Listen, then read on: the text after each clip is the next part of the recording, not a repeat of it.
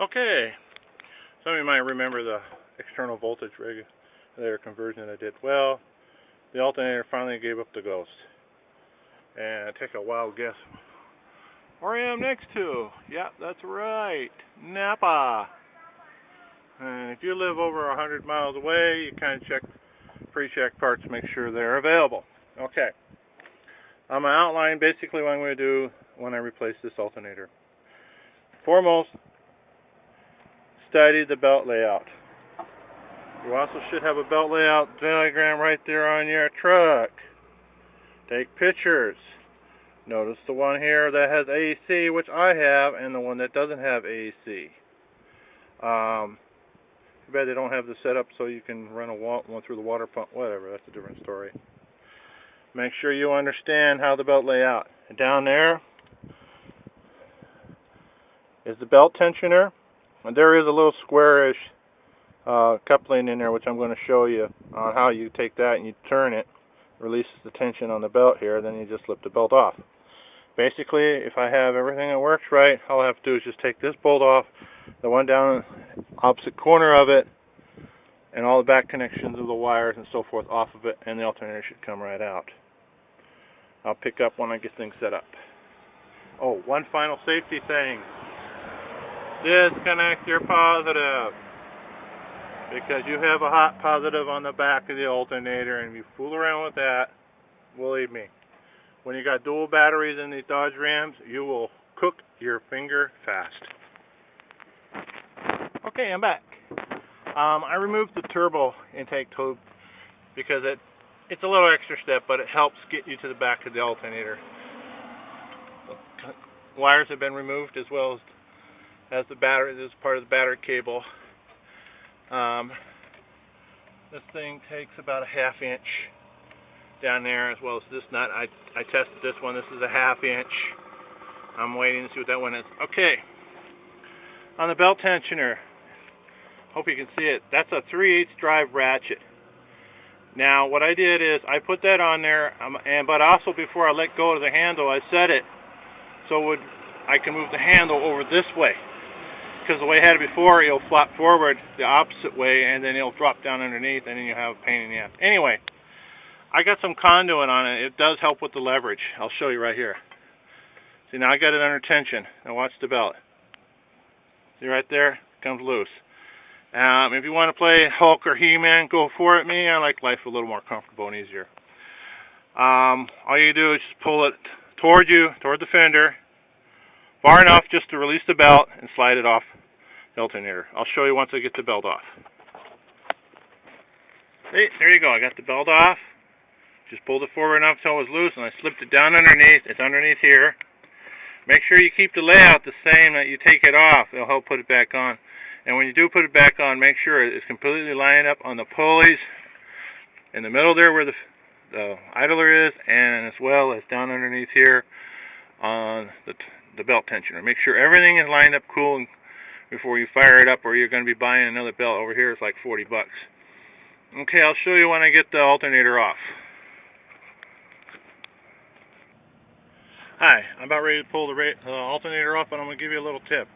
There's a bolt back here, down below, which right there, I have these met wrenches so they let me cheat a little bit. This takes up to a 5/8 socket or wrench. It's a little tight there between the pipe there, so a wrench fits in there, as well as a 1/2 inch ratchet. You want to watch the length on that. I'll tell you, back at my shop with my pneumatic 3/8 drives and everything, I had this thing out in about 10 minutes or less. Okay, I'm going to finish pulling it out, and I'll show you once I have it out. Well, here you go. I got it out. I had to wiggle it up past this a little bit, and the bottle got in the way. But once you can drop this part down, and then the rear end of it up, and wiggle it, it'll come out. Worst case scenario is you can loosen this one, and it should pivot up out of the way to give you more room. Okay, I'm just showing you the new one. It's just laid in there, like I said, with the back legs up and the mounting right down here at the tip of my finger. So I just line it up, pivot up, put the bottom bolt in to hold it, and then I'll have her bolted back up pretty quick. I'll show you when I get her all bolted up. Okay, I'm going to give you another little of Dave's tip. When you try to put this in, put the top in here and put the bolt in, and this will help hold it up. Because when you put the bottom in, there's that metal spacer. It's like a tube, slit tube. You're going to have to be on this end with a ratchet, or as I said earlier, I love my 3/8 pneumatic drive ratchet. You're going to have to screw that and keep screwing that. You'll eventually feel it come out the back here, back in here. And then once you do that, get a few threads out there, then put the nut back on. That's just one of my other little tips. See, there I go. I got voltage on the dash.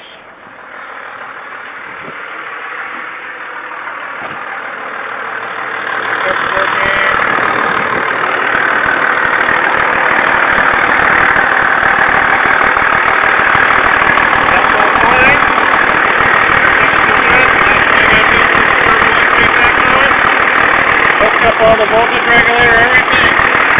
That's all that. Have a great day and stay safe.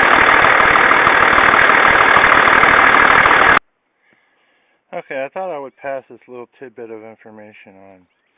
I'm going to tack this onto the back of my alternator changeout. Some of you have seen my other videos.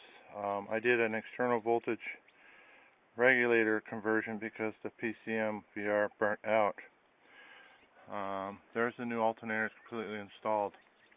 I was on the other side working and I couldn't get down, and I thought maybe the cheap voltage regulator down there that I installed went out. So I had some friends go in the Napa, and after telling the guy on the phone again how to find this type of external voltage regulator, and I thought, hey, this is the premium one. And I thought, well, hell, maybe this will give me a little better voltage stability. I'm pulling about 14.4 volts roughly. And I also noticed that when I turn the premium over, it has made in China. So it's the other one. So I went ahead and hooked this in real quick. You know what? No voltage change whatsoever. So all I can see is you're paying about, I would say, $10 to $12 more for this alleged premium over the cheap generic gray-black model for a fancy Napa sticker and chrome. If you want chrome, then spend it. But otherwise, they are both performing the same, which I think is very misleading, Napa. You know, if you're going to charge a higher price for, quote, alleged higher-end voltage regulator, at least make it adjustable.